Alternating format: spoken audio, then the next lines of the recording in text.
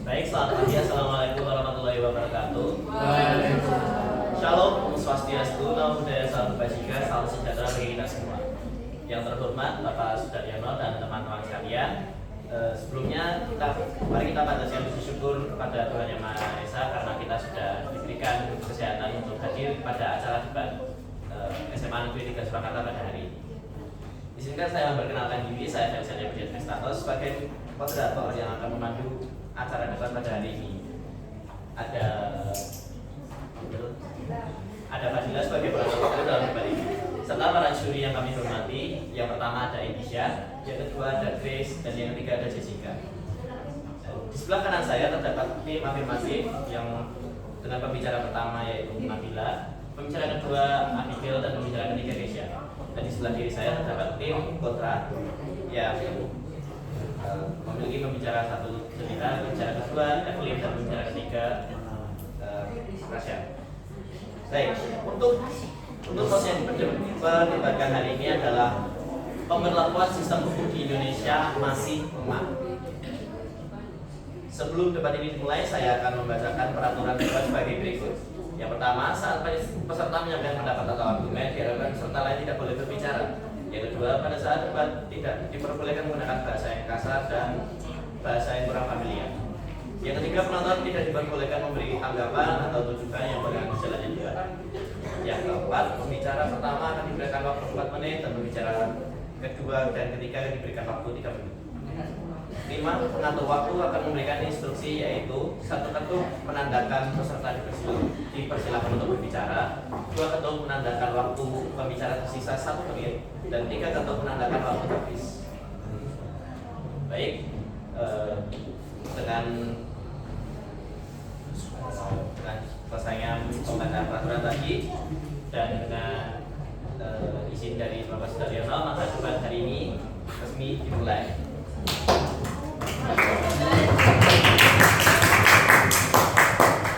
Baik, untuk tim afirmatif saya silakan untuk membacakan argumennya.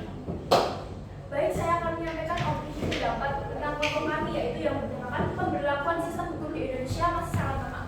Penegakan hukum di Indonesia telah menjadi sorotan intensif dalam beberapa tahun terakhir, terutama terkait dengan maraknya kasus korupsi dan ketidakadilan dalam penanganan kasus.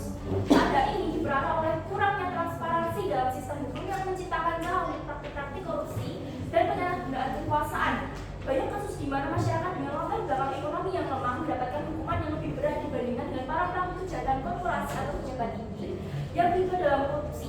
Hal ini menciptakan kesan bahwa sistem peradilan cenderung memberhentikan mereka yang kurang berdaya. Selain aspek ketidaksetaraan ekonomi, ada juga praktik diskriminatif minoritas etnis dan agama yang sering mengalami perlakuan yang tidak adil dalam sistem peradilan. Hal tersebut masih menjadi alasan kami memilih tema pemberlakuan hukum di Indonesia yang sangat lemah. Di sini kami akan menyadarkan untuk masyarakat luas akan lemahnya hukum yang ada di Indonesia, serta kami ingin lebih menegakkan hukum yang ada.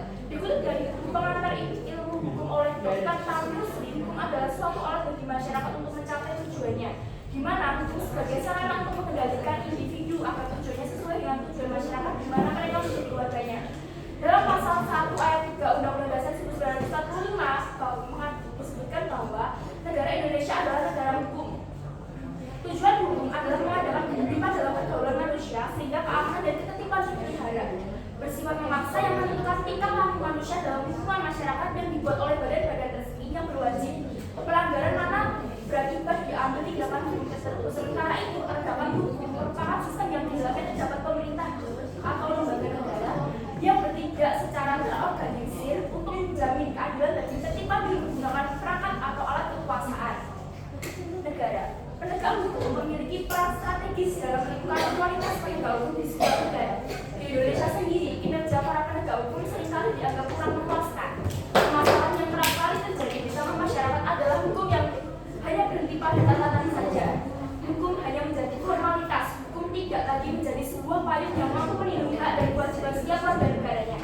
Tatanan hukum yang dikonkretkan di dalam peraturan perundang-undangan tampaknya hanya indah di dalam bentuknya saja, sedangkan dalam pelaksanaannya di tengah masyarakat justru menjadi rapuh dan lemah. Terima kasih. Baik, terima kasih untuk pembicara pertama dari tim afirmatif. Selanjutnya saya persilakan untuk pembicara pertama dari tim oposisi untuk menyampaikan pendapatnya. Baik,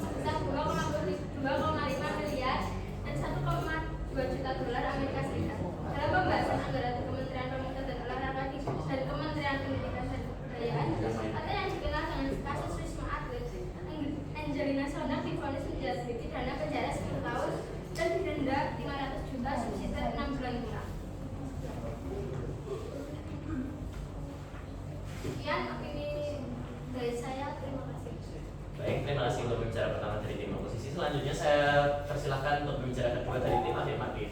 Baik, saya akan menyampaikan tentang opini dari kelompok kami. Lemahnya penegakan hukum di Indonesia merupakan kompleksitas permasalahan yang melibatkan berbagai faktor dari berbagai lapisan masyarakat dan struktur pemerintahan. Salah satu penyebab lemahnya penegakan hukum di Indonesia adalah kualitas para penegak hukum, masih rendahnya moralitas mengakibatkan profesionalisme kurang dan terjadi ketidakmauan pada penegak hukum.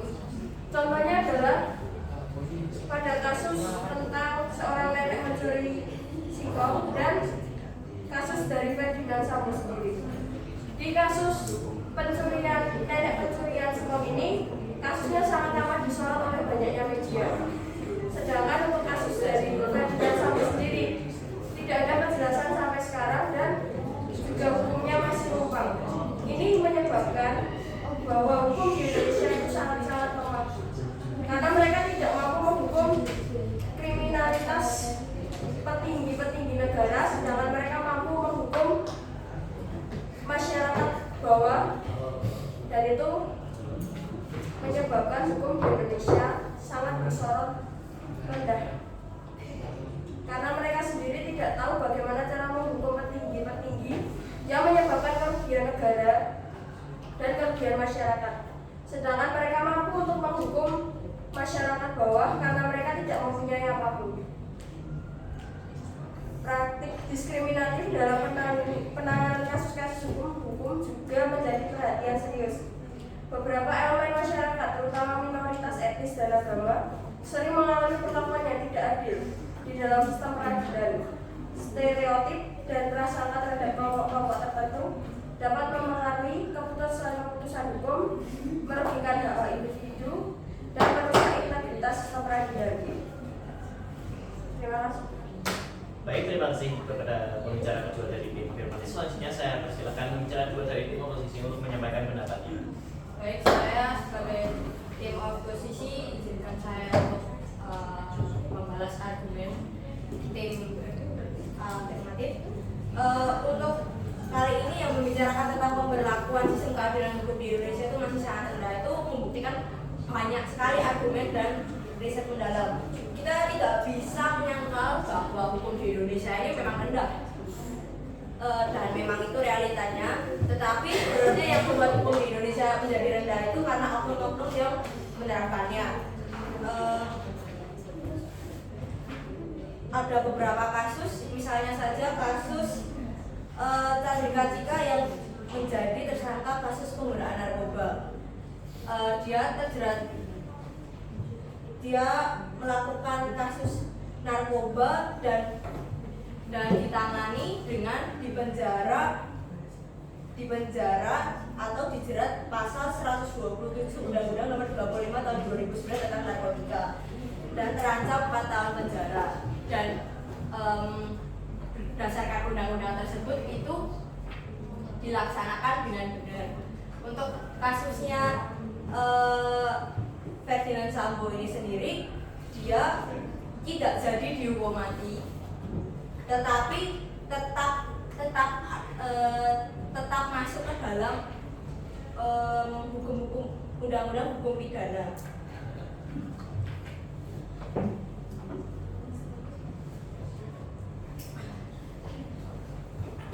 Yang menyatakan pasal 340 tentang barang siapa dengan sengaja dan dengan berencana terlebih dahulu merampas nyawa orang lain diancam karena pembunuhan dengan rencana dengan pidana mati atau pidana penjara seumur hidup atau selama waktu tertentu paling lama 20 tahun.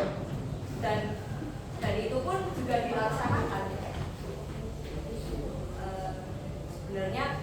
Sebenarnya hukum-hukum di Indonesia ini sudah ditetapkan dengan baik, tetapi ya itu gara-gara oknum-oknum dengan pemikiran akan kekuasaannya itu sendiri yang membuat hukum di Indonesia itu menjadi. Sekian dari saya. Terima kasih. Baik, terima kasih dari pembicara dua tim oposisi. Selanjutnya saya persilahkan pembicara ketiga dari tim afirmatif untuk menyampaikan kesimpulan dan penegasan hukum dari argumen yang diberikan oleh tim afirmatif. Terima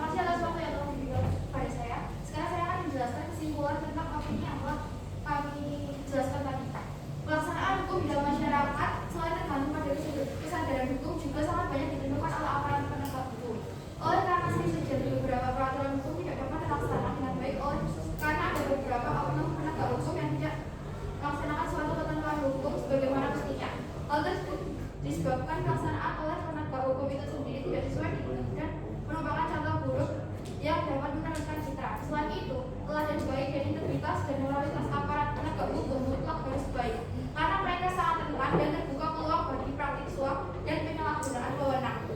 Menurut peranan lembaga peradilan dalam mewujudkan pengadilan yang mandiri, tidak dipengaruhi oleh pihak manapun, bersih dan profesional, belum berfungsi sebagaimana yang diharapkan.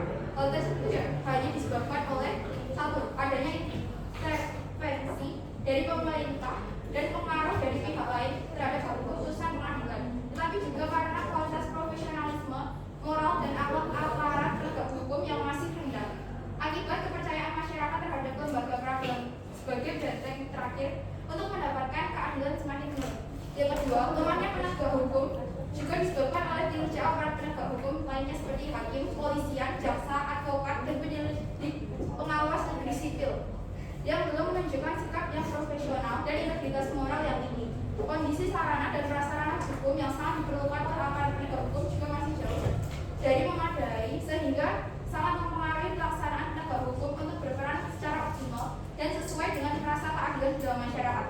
Sebagai upaya untuk meningkatkan pemberdayaan terhadap lembaga peradilan dan lembaga penegak hukum lainnya, langkah-langkah yang perlu dilakukan yaitu: pertama, peningkatan kualitas dan kemampuan aparat penegak hukum yang lebih profesional, berintegritas, berkepribadian, dan bermoral tinggi.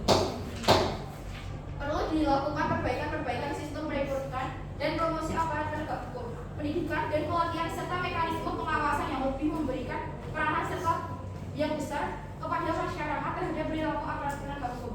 Yang ketiga, upaya peningkatan kesejahteraan aparat penegak hukum yang sesuai dengan pemenuhan kebutuhan hidup. Penelitian ini mengungkapkan kompleksitas lemahnya penegak hukum di Indonesia, terutama terkait korupsi, intervensi politik, kelemahan struktural, dan ketidaksetaraan dalam peradilan dan faktor budaya. Diperlukan langkah konkret untuk meningkatkan integritas penegakan hukum, termasuk pemberantasan korupsi, peningkatan independensi lembaga hukum, perbaikan struktural, dan peningkatan transparansi. Aparat penegak hukum perlu meningkatkan kapasitas dan independensinya, sementara masyarakat dapat berperan aktif melalui pendidikan hukum, partisipasi dalam pemilihan, dan advokasi reformasi hukum. Kerjasama regional, pemanfaatan teknologi, dan pelibatan masyarakat menjadi kunci untuk memperkuat fondasi keadilan dan integritas penegakan hukum di Indonesia. Baik, Prof. Davis. Terima kasih. Baik, terima kasih untuk pembicara ketiga dari tim masing-masing. Selanjutnya saya persilakan kepada pembicara tiga dari tim oposisi untuk menyampaikan kesimpulan dan penegasan ulang argumen dari timnya.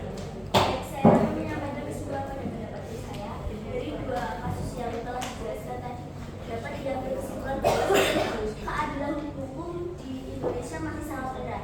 Bahkan pada saat itu hanya dibekali dengan kekuasaan belaka, tapi tidak diberi ilmu, sehingga kurang memiliki sifat manusiawi. Banyak terjadi adanya praduga salah orang yang memiliki kecenderungan salah sekali ditahan terlebih dahulu sebelum terjadi salah atau tidaknya. Maka dari itu diperlukan adanya kesadaran hukum, perlu ditanamkan sejak dini di lingkungan keluarga seperti hak anak dan keluarga, serta hukum di Indonesia sebenarnya sudah ditetapkan dalam undang-undang dan kita seharusnya dapat melaksanakan hukum tersebut dalam undang-undang yang ditetapkan. Baik, terima kasih kepada pembicara ketiga karena sudah menyampaikan kesimpulan dan penegasan ulang dari timnya. Baik, terima kasih kepada para peserta yang sudah menyampaikan argumen dari timnya masing-masing. Selanjutnya saya serahkan kepada juri untuk menyampaikan pendapat mereka terhadap debat ini. Mulai dari juri yang pertama, Indonesia. Menurut saya argumen keduanya itu bagus karena membawa kasus nyata. Tapi masih ada mungkin yang kurang masuk di situ. Terima kasih. Baik, selanjutnya saya silakan kepada juri kedua, Grace. Menurut pendapat saya sendiri, saya tidak akan bahwa saya setuju dengan pendapat. Saya tidak akan membawa saya setuju dengan tim atau pihak yang mana. Tapi dari argumen atau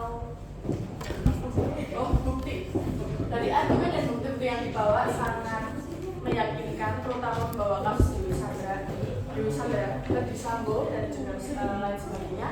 Tapi yang saya sayangkan di hal ini adalah tidak ada penyanggahan argumen, karena yang saya lihat ini misalnya dari salah satu pembicara ke pembicara yang lain itu tidak menyanggah argumen yang dibawa sebelumnya. dan malah membawa argumen yang bagus. Jadi kesannya malah bukan sebagai debat, tapi malah seperti pidato pribadi masing-masing. Karena hampir semua selama jalannya debat hampir tidak ada yang menyanggah argumen tersebut, dan saya hanya lihat beberapa yang menyanggah argumen yang dibawa oleh tim lawannya. Dan juga mungkin dalam hal penyanggahan argumentasi. Terima kasih. Baik, terima kasih sudah pendapatnya. Selanjutnya saya persilakan kepada juri ketiga Jessica untuk menyampaikan pendapatnya.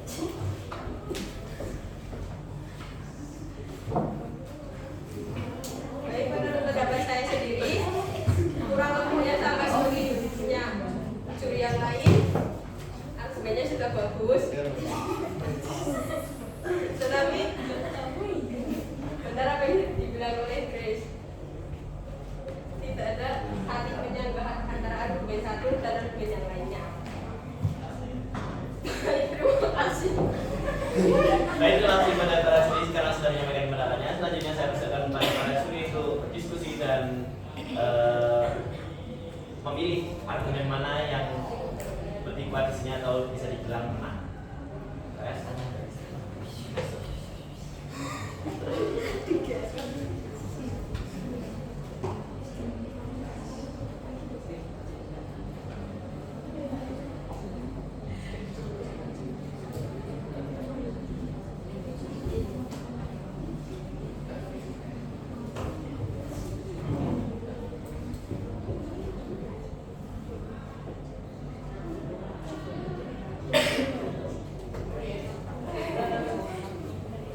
Baik, para juri saya persilakan untuk mencoba dan menyampaikan hasil diskusi ini.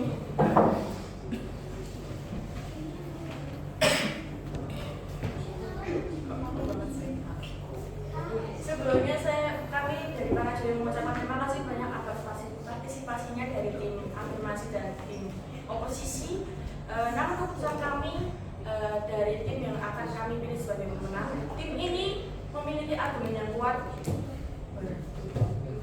bukti yang kuat, dan juga sempat menyanggah argumen yang dibawa dari tim lawannya. Meskipun tim yang sebelumnya kami anggap bisa dianggap sebagai pemenang memiliki definisi, kesimpulan, dan juga bukti-bukti yang kuat, namun kelemahannya mereka tidak menyanggah argumen yang dibawa dari tim pemenang ini. Jadi kami dari juri pertama, kedua, dan ketiga memutuskan bahwa penempatan acara dilakukan oleh